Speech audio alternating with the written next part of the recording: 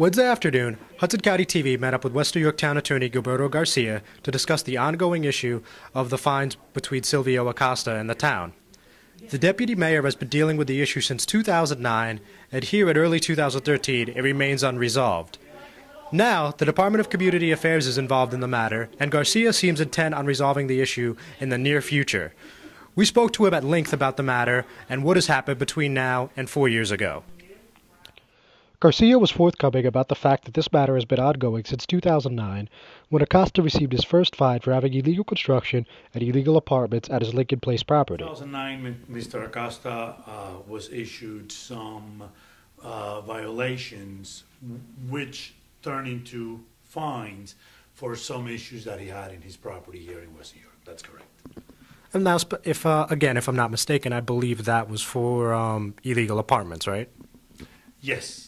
It was improper construction, which in essence turned into illegal apartments. I am not aware that those apartments were being used. That I don't know. But at least from the construction aspect of it, yes, the apartments were in non-compliance.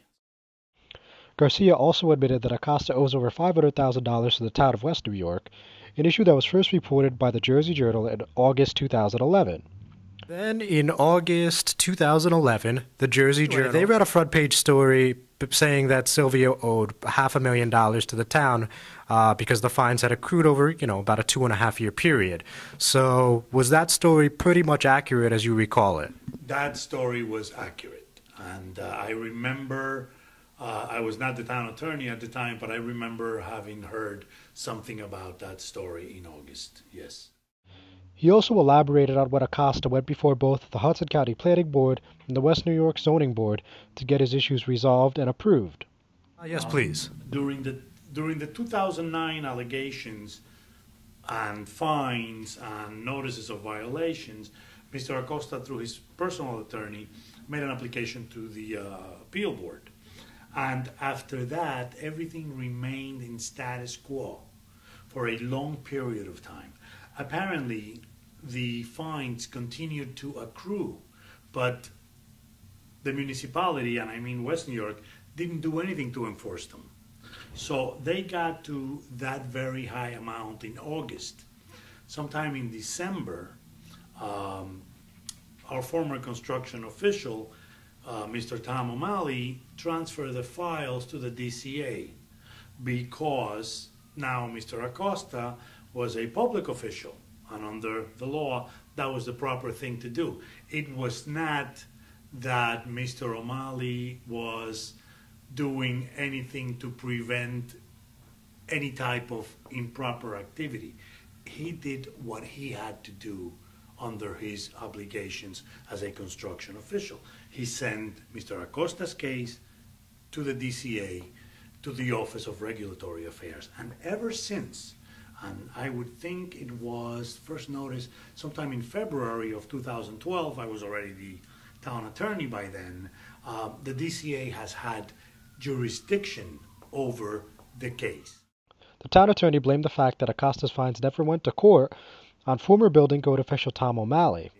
Mr. O'Malley, as construction official, despite having made such a big deal of the fines, sat on them and didn't do anything to collect them. What you normally do is when you have such fines, you take them to the municipal court and you try to enforce them with a summons. And then the municipal judge will make a determination.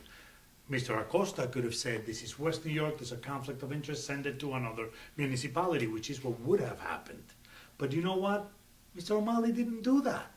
That was his responsibility, and he did not comply with it. Okay? O'Malley has an active lawsuit against the town, and Hudson County TV spoke to his lawyer, Peter Paris, about last week's story involving Acosta via email. The suggestion that somehow Mr. O'Malley is responsible for Mayor Roque's and Garcia's decision to vacate Acosta's fines is absurd. Equally absurd is the notion that the fines must be vacated because of the Department of Community Affairs investigations of various properties owned by Roque, Commissioner Ruben Vargas, and Acosta. Those investigations were launched because O'Malley reported conflicts of interest and unlawful interference from the administration and the operation of the West New York Building Department. The matter is in litigation. I have my view of what our feeling is in litigation. And to be quite frank with you, what Mr. Paris says is none of my concern. Wiley believes that Acosta was getting preferential treatment by the town, and while Garcia wouldn't respond to that allegation directly, he said the town is taking all the necessary avenues to resolve this problem. I'm John Itis with Hudson County TV. For more information, log on to HudsonCountyTV.com.